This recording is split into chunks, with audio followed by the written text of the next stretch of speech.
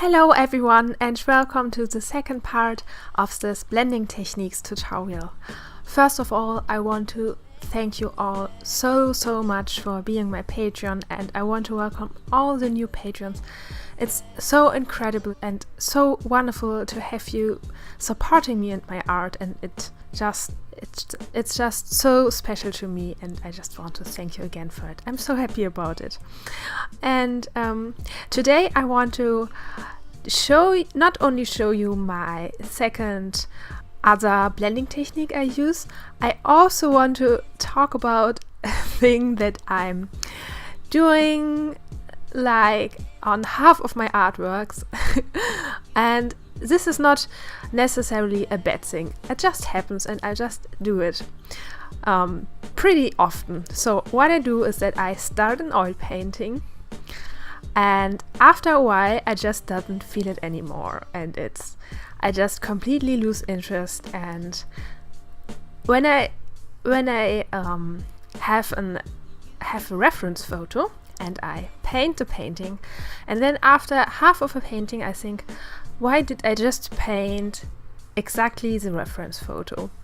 And then I'm totally bored because I didn't add anything to it. I just painted the reference photo, and then I'm totally bored. The painting isn't necessarily bad, but I'm just not inspired at all. And I don't know why I do it. Sometimes I just think, oh my god, the reference photo is so perfect, I will just paint it. And I kind of don't learn. I just do it. And so what happened then is that I just don't finish the artwork. And sometimes it happens when I put more work in my reference photo and I make a Photoshop mock-up of it. But even then it can happen that I just completely lose interest and I just don't feel the painting anymore, and I just start another one. And many of you who are following me on Patreon since the beginning might have already noticed that, because I oftentimes upload a painting, a starting painting or a work in progress, and then you just don't see anything about it anymore. So what I also want to say is that this is not a bad thing, because I believe that when you make a painting and you just feel in the middle of it that this painting isn't going somewhere you really wanted it to be, or you're just not inspired, then for me this is a sign that this one painting isn't a very good one, isn't a painting that reflects my aesthetics and my inspiration as an artist, or just the way I want to see my work in the future. That painting might have I might have liked it years ago, but now at this point I don't see that the painting is translating my inspirations and just my aesthetics as an artist. So I then think it would be a lot better to just start a new one and take the things that I learned from this painting, what I don't want to do again, like the new things I've learned, and use them for my next paintings. So sometimes I'm doing the same mistakes over and over again, but not all the time. I oftentimes learn a lot of things, and this helped me to make better artwork. So I am not an artist or a person who would say you have to finish every artwork. This is not, I don't think this is necessary. If you just know, okay, I screwed up this painting, this might only be for you. Other people might find that painting perfectly okay or good, and if that painting even sells, no problem at all. I oftentimes have sold paintings to friends of me, and I just said, okay, I hate that painting. I don't like it, and I just give it for you to a discount or so. So that happened, but it wasn't planned by me. So that can happen, but I'm really honest with it. But when I don't like a painting, I just don't like it and I don't want to finish it. And this is one of the paintings. But so what I wanted to say is that this is not a bad thing, because you will learn things in the painting that you don't want to do in the next painting, and you just did a mistake and you can just remember that mistake. And so there's no need to finish a painting if you're not happy with it. And I still took this painting, which I first intended to send to La Bodega Gallery, to make a blending tutorial out of it, because it is not the technique which is bad on the painting. So I will quickly explain my second part of my blending technique, but it is the composition and it is the originality of the painting and also the colors that I don't like. It is very dark and it is just a portrait, and everything is painted everything is painted equally, so there's no really a focal point. For example, the face is painted as detailed as the arm, or the leaves in the background are as detailed as everything else. And normally I have a focal point and everything around it is generally a little bit looser to just attract direct the viewer to the focal point. And I was really bored. It was really boring with this painting when I painted everything out, and it just looked like the photo reference. And unfortunately, it is not possible to copy the photo reference exactly like it is, because it's a photo, and the photo on the laptop in addition is also lighted from behind, from the lights of the laptop, so you will never get the exact expression on your painting. And sometimes when I have a painting, I'm so hypnotized from the reference that I just forget everything and just want to paint all and don't think about it. And this is a mistake I mustn't do in further paintings. So, and finally, I want to share with you my blending technique. So, as I said, it's not the technique which is bad at this painting, and not everyone will probably be like me and don't like this painting. Maybe some of you like it even. And so I will explain my blending technique. The second or the other method how I do it. And this method is that I rub dry oil paint into the skin. And you see on her face that I was just about to start with the dark tones on her face, like I'm doing it with my color blocking technique as well. But in this technique I only use ultra dry oil paint without oil paint, or with oil paint medium, but really only very, very less paint, so that you only have a super ultra thin paint layer on your painting. And then I'm slowly rubbing really heavily into the canvas, because the underlying oil paint is already dry. You can rub with an old brush into the canvas. You see that the brush I'm using was once a flat brush, but now it's spread out and stiff, and this kind of brush is perfect for this technique. So you need a stiff and hard brush. You can buy those brushes already.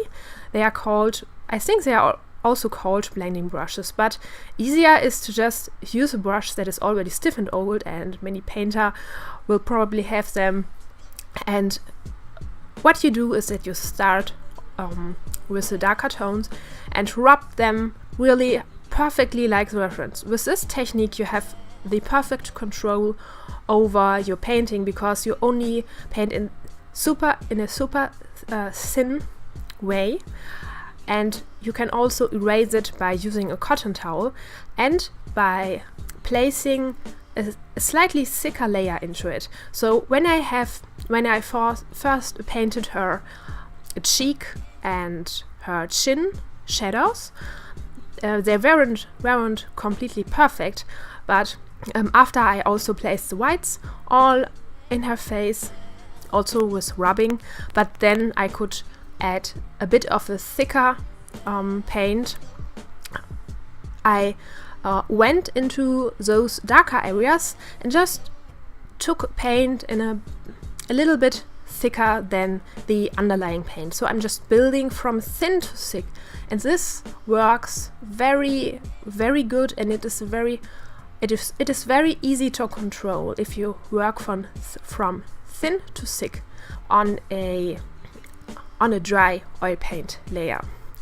And this technique is useful when you want to have a very smooth blendings, smooth gradients. And I think in this painting this really worked very well. So when you see the high resolution pic of from her face, you see that the gradients are very smooth, but that doesn't make a good painting, like I said, at least in my opinion. But the technique might be helpful for you. And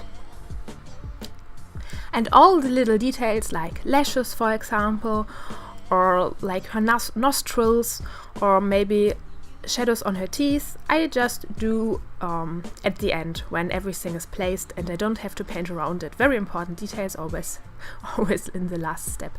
And you see that I use the same technique on her skin as well.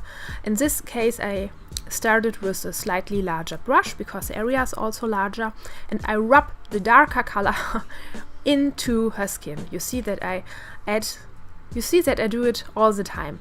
I choose a color, a dark translucent color, which I mix with oil paint medium, and rub them into the dried oil paint. And then I use a slightly lighter oil paint mix with whites, or also Naples yellow with King's blue. These are oftentimes my skin tones, and burnt sienna, of course. And then I rub all the colors into the skin. You see that I just place a blob of color and rub them into the ground. And after that I take a larger brush and just blend it a little bit, because the color is so dry, nothing happens. If the color is too wet and too thick, you can't really use a brush to blend everything in. The drier the color is, the easier it is to blend it in with a large dry brush. Although when you don't have enough color to blend, then it doesn't work as well. So you have to kind of find a consistency of paint in between them. I hope this is not too complicated. It is really difficult to explain, because you will have, or just you have to develop a feeling for it, but you will definitely develop it when you try it. And here you see my last steps, so to speak, of her skin, where I just adjust certain areas and look where might be shadows that I have missed, or where I have to add whites to make the values right. And those things are kind of the last steps of her, or of one area. And this works best when I use one of those old thick brushes that you can load with a lot of color, and that also have a good application of color. The more paint your brush can hold, the better it applies the color onto the canvas. And here you see again how I just rub the color into the surface.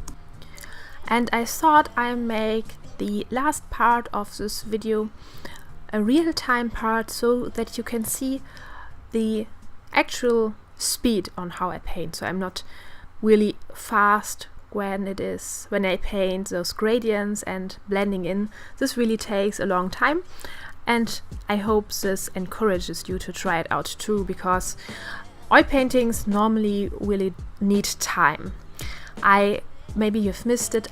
My last video on my YouTube channel was about how to paint fast and quickly. So there's also a way to paint quickly in a specific manner. But when you want to have something really detailed and very smooth, it takes time. It really depends on how you want your painting look in the end. And I hope this video helped you, and as I said, the last part of this video is just a real-time footage, and maybe it is interesting for you to see or not. If not, you can just quit the video here. And I hope this painting tutorial helped you and I could explain this technique of rubbing the color into the canvas. To sum it up, it is really just that you have to have an old spread out brush which is a little bit stiff already, and then your oil paint has to be thin, and you start with the darker tones, and then you build up your tones from dark to light. So this would sum up the technique. And I hope this helped, and thank you again so much for being my patron, and also thank you so much for voting on my last poll. This really helped me to see what you are interested in, and I hope you have a great painting day, and I see you in the next video. Bye bye!